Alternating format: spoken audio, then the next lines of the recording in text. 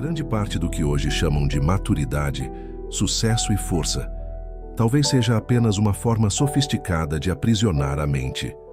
Desde cedo, você aprende que precisa correr mais, produzir mais, aparecer mais, agradar mais.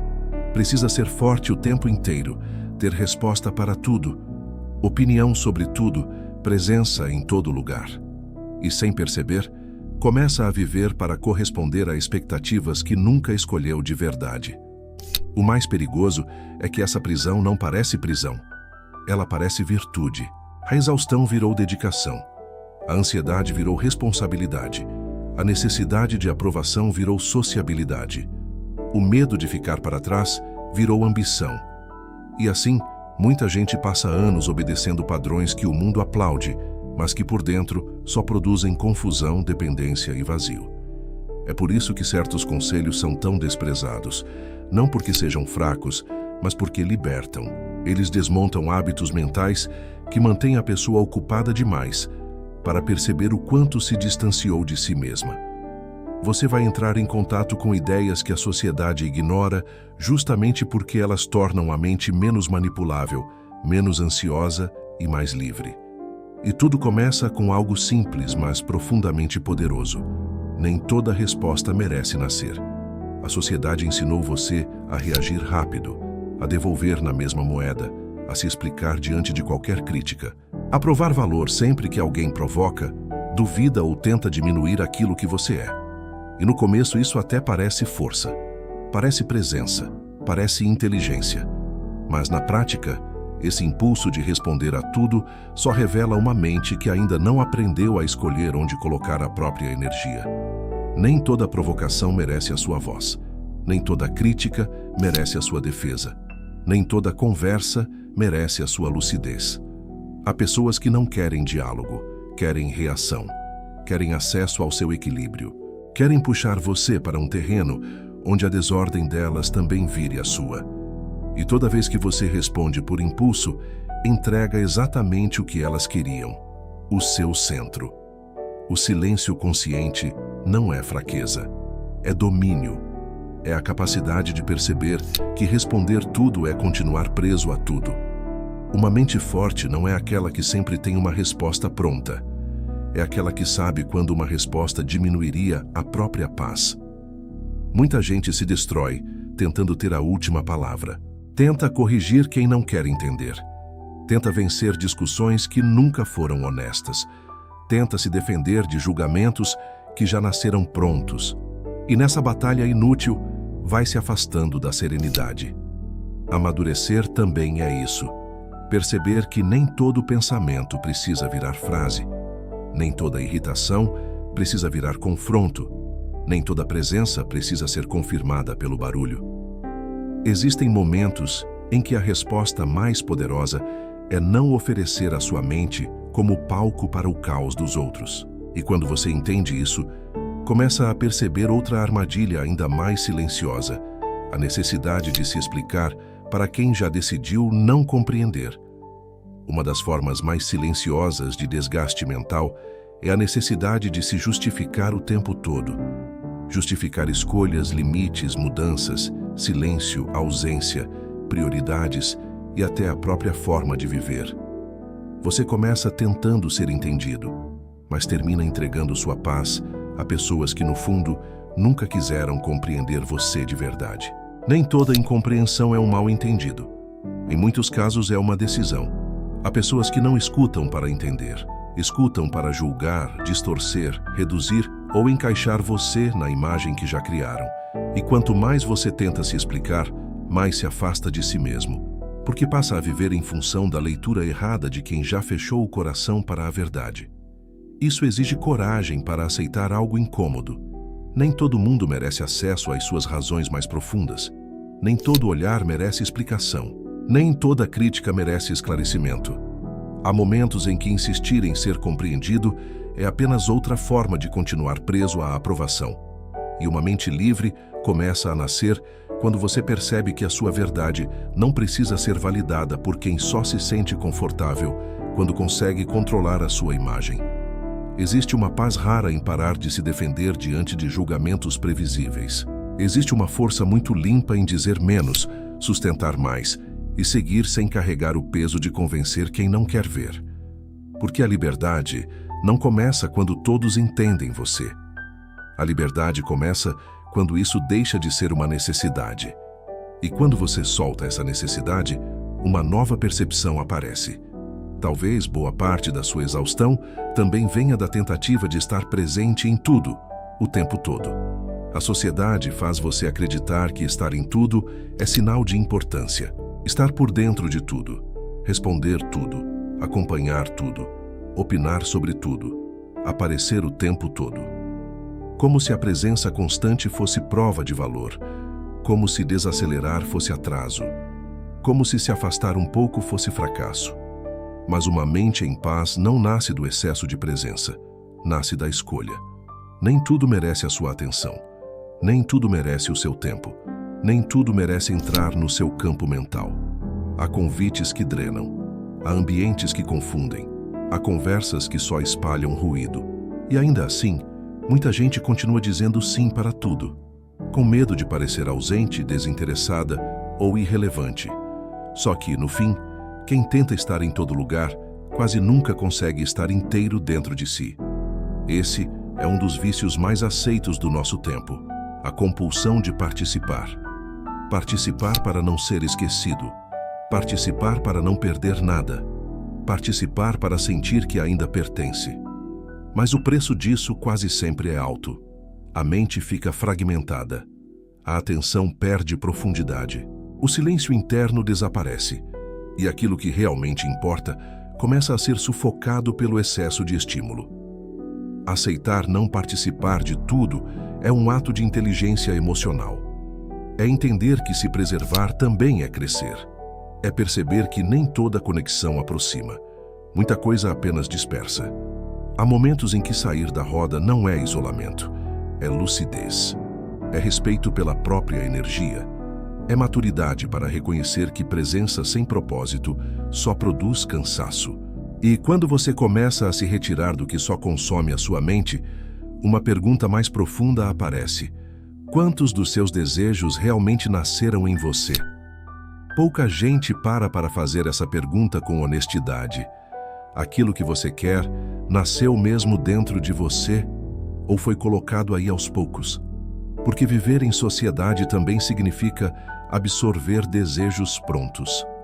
Você aprende o que deve admirar, o que deve perseguir, o que deve exibir, o que deve conquistar para parecer alguém de valor. E sem perceber, começa a chamar de sonho aquilo que muitas vezes é só condicionamento. Nem toda ambição é autêntica. Algumas são herdadas, outras são implantadas. Outras surgem da comparação, da carência, da necessidade de provar alguma coisa para alguém. Você olha ao redor, vê o que recebe aplauso, o que gera status, o que desperta inveja, e então passa a desejar aquilo também. Não porque isso tenha a ver com a sua essência, mas porque aprendeu a confundir reconhecimento com realização. Esse é um dos enganos mais profundos da mente. Há pessoas que passam anos correndo atrás de metas que nunca escolheram de verdade. Conquistam o que o mundo chama de sucesso, mas continuam vazias por dentro, porque alcançaram algo que alimenta a imagem, mas não sustenta a alma. O problema não está em querer crescer, construir, realizar ou prosperar. O problema está em nunca questionar a origem do próprio desejo. Há metas que parecem grandes apenas porque foram repetidas muitas vezes.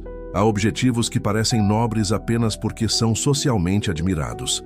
Há caminhos inteiros que foram construídos para manter você ocupado, comparando, correndo e se sentindo insuficiente. E uma mente livre começa a despertar quando encontra coragem para perguntar: se ninguém estivesse olhando, eu ainda desejaria isso? Essa pergunta separa a ambição verdadeira de programação social.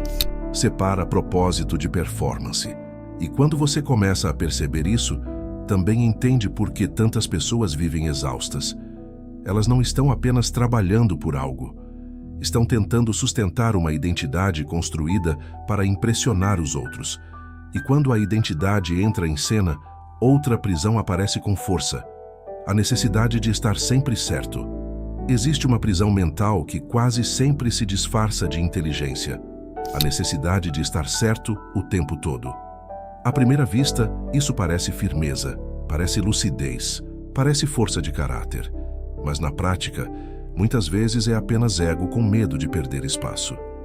Porque quem precisa vencer toda discussão, corrigir todo mundo e provar a própria razão, o tempo inteiro já não está buscando verdade, está buscando superioridade. A sociedade recompensa esse comportamento, ensina você a defender sua imagem, sustentar suas opiniões e nunca recuar. Como se mudar de ideia fosse fraqueza, como se admitir um erro diminuísse seu valor, como se ceder em paz fosse sempre perder. Só que essa lógica adoece a mente. Ela transforma conversas em disputas, diferenças em ameaças e qualquer discordância em um ataque pessoal. Nem toda discussão merece ser vencida. Nem toda discordância precisa ser resolvida. Nem toda opinião contrária exige contra-ataque. Há momentos em que insistir em ter razão custa caro demais.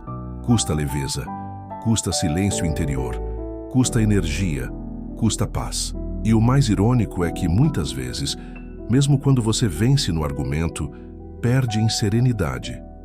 Uma mente madura não se mede pela quantidade de vezes que impõe sua visão, mas pela capacidade de não se tornar escrava dela. Isso exige humildade para reconhecer que estar errado não destrói ninguém. O que destrói é transformar a própria identidade em uma fortaleza tão rígida que já não consegue aprender, ouvir ou respirar fora da necessidade de controle. Quem precisa estar sempre certo quase nunca está em paz. Está apenas defendendo um personagem.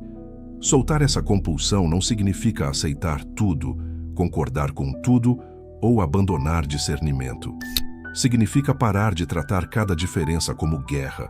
Significa perceber que a paz vale mais do que a vitória em muitas situações. E quando você para de lutar para provar o tempo todo quem é, surge uma percepção ainda mais sutil. Talvez muitas coisas preciosas dentro de você estejam se enfraquecendo por exposição demais. Vivemos em uma época que trata a exposição como força. Mostrar virou sinônimo de existir. Compartilhar virou sinônimo de validar. Parece que tudo precisa ser visto, explicado, publicado e confirmado pelos olhos dos outros para ter valor. Mas nem tudo o que é verdadeiro precisa ser exposto. Nem tudo o que está crescendo dentro de você suporta a plateia. Existem fases da vida que amadurecem melhor no silêncio. Ideias que precisam de recolhimento. Decisões que pedem profundidade. Mudanças internas que enfraquecem quando são mostradas antes da hora. Porque toda exposição abre espaço para interferência. Abre espaço para opinião demais, energia demais, ruído demais. E muita coisa preciosa se perde, não por falta de potencial, mas por excesso de visibilidade. Há pessoas que contam seus planos cedo demais, revelam seus processos cedo demais, entregam partes íntimas de si para ambientes que não sabem cuidar daquilo. Depois, se perguntam por que perderam força, foco ou clareza. A resposta muitas vezes é simples. O que era sagrado foi colocado diante de olhares que não compreendem o valor do que ainda está nascendo. Proteger o que é sagrado em você não é frieza, não é orgulho, não é isolamento, é maturidade. É saber que nem toda fase da sua vida precisa de audiência. É entender que algumas transformações precisam de raiz antes de precisarem de forma. O que é profundo nem sempre cresce bem sob aplauso, pressa e expectativa alheia. Uma mente livre aprende a guardar. Aprende a cultivar em silêncio. Aprende a não entregar tudo para todos, porque aquilo que é exposto em excesso começa a perder densidade. E quem vive se mostrando o tempo todo corre o risco de ficar distante do próprio centro, ocupado demais sustentando uma imagem e esquecendo de fortalecer a essência. E então surge um passo ainda mais profundo, talvez o mais difícil de todos. Aceitar que algumas versões suas precisam morrer. Uma das maiores prisões da mente é o apego à própria imagem. Muita gente não sofre apenas pelo que vive, mas pelo esforço exaustivo de continuar sendo a mesma pessoa diante dos outros. A mesma versão, os mesmos papéis, as mesmas opiniões, os mesmos comportamentos, a mesma identidade construída para ser reconhecida, aceita e mantida. Só que a vida real não respeita personagens fixos. Ela exige mudança, exige ruptura, exige coragem para abandonar até aquilo que um dia fez sentido, mas que hoje já não acompanha quem você se tornou. O problema é que a sociedade costuma elogiar a coerência, mesmo quando ela virou prisão. Ela ensina você a sustentar a imagem, a manter o padrão, a não decepcionar expectativas, como se mudar fosse trair a si mesmo, como se deixar uma antiga versão morrer fosse sinal de fraqueza. Mas em muitos casos, o que chamam de coerência é apenas medo. Medo de ser julgado, medo de não ser reconhecido, medo de perder o lugar que os outros reservaram para você. Só que ninguém amadurece de verdade sem atravessar pequenas mortes internas. A versão que precisava agradar, a versão que aceitava pouco, a versão que vivia tentando provar valor, a versão que se calava por medo. Tudo isso em algum momento precisa cair, não porque foi inútil, mas porque já cumpriu seu papel. O sofrimento começa quando você insiste em preservar identidades antigas só para continuar familiar aos olhos dos outros. Permitir que certas versões suas morram é um ato de libertação. É parar de carregar máscaras que já pesam. É aceitar que crescer também significa contradizer o que você foi. Significa olhar para uma antiga identidade e dizer: isso me trouxe até aqui, mas não pode me levar adiante. Quem não aceita esse processo, vive congelado. Quem aceita, começa a respirar com mais verdade. A mente se liberta quando deixa de confundir permanência com fidelidade. Você não precisa continuar sendo quem foi apenas para tranquilizar quem se acostumou com a sua antiga forma. Há ciclos internos que só se encerram quando você para de negociar com o passado e permite que ele descanse. E quando isso acontece, algo profundo se revela. Talvez a sociedade despreze esses conselhos porque uma mente que aprende a silenciar, se preservar, se retirar, questionar seus desejos e abandonar velhas identidades se torna muito mais difícil de controlar. Depois de tudo isso, uma verdade começa a ficar impossível de ignorar. Talvez a sociedade despreze certos conselhos não porque eles sejam inúteis, mas porque eles quebram mecanismos de controle que funcionam melhor em mentes confusas. Uma pessoa que responde a tudo é fácil de provocar. Uma pessoa que precisa se explicar o tempo inteiro é fácil de pressionar. Uma pessoa que quer participar de tudo é fácil de distrair. Uma pessoa que persegue ambições implantadas é fácil de conduzir. Uma pessoa que precisa estar sempre certa é fácil de inflamar. Uma pessoa que expõe tudo o que vive é fácil de acessar. Uma pessoa que não consegue deixar antigas versões morrerem é fácil de manter presa ao passado. É por isso que esses conselhos parecem estranhos para tanta gente. Eles interrompem padrões invisíveis. Eles não alimentam o ruído, não servem ao vício da pressa, da comparação, da validação e do excesso. Eles devolvem ao indivíduo algo que o mundo moderno tenta fragmentar o tempo inteiro: presença, discernimento e soberania interior. Uma mente livre incomoda porque já não reage com tanta facilidade, já não corre para qualquer direção, já não aceita qualquer desejo como se fosse seu. Mas no instante em que você aprende a silenciar, se retirar, se preservar e questionar aquilo que antes obedecia, sem perceber, alguma coisa se rompe. E o que se rompe não é só um hábito, é uma forma inteira de submissão mental. No fim, libertar a mente não é se tornar alguém frio, distante ou indiferente ao mundo.